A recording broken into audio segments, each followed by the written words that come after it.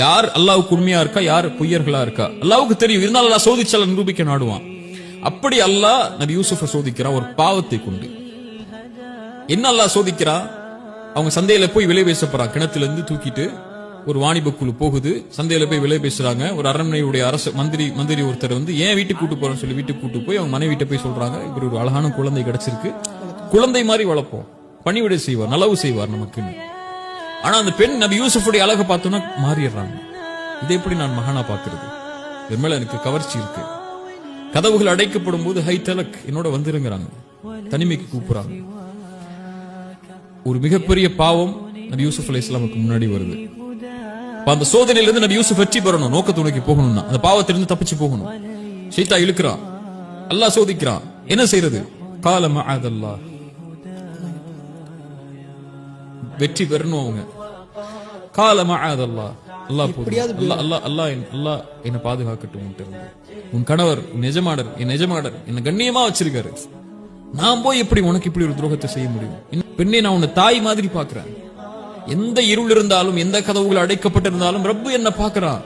அவனை ஒரு வேறொரு நோக்கத்தை நோக்கி அனுப்பி வச்சிருக்கான். நான் போய் எப்படி ஹராம செய்ய முடியும்? அந்த பெண்ணுடைய சூழ்ச்சி நடக்குது. அந்த பெண் வந்து யூசுப் அலைஹிஸ்ஸலாம் அழைக்கிறாங்க. அது யூசுப் அலைஹிஸ்ஸலாம் மறுக்கிறாங்க, ஓடுறாங்க, சட்டை கிழியுது, அவங்க கணவர் வர்றாங்க. அதுக்கப்புறம் கணவருக்கு தெரிஞ்சிருது யாரு தப்பு பண்ணாங்கன்னு சொல்லி இந்த சம்பவம் முடிஞ்சிருது. அதுக்கப்புறம் ஊர்வாசிகள் எல்லாம் பேச ஆரம்பிக்கிறாங்க, இப்படி அரண்மனையில் இருக்கக்கூடிய ஒரு பெண் வந்து இப்படி ஒரு அசிங்கமான காரியத்தை செஞ்சிட்டாலே அப்படின்னு சொல்லி. அப்ப அந்த பெண்ணுக்கு ஒரு குற்ற உணர்ச்சி இருக்கு, நான் ஏன் செஞ்சேங்கிறது எல்லாரும் பாருங்க அப்படின்னு சொல்லி அந்த ஊர்ல இருக்கக்கூடிய எல்லா பெண்களையும் அழைக்கிறாங்க.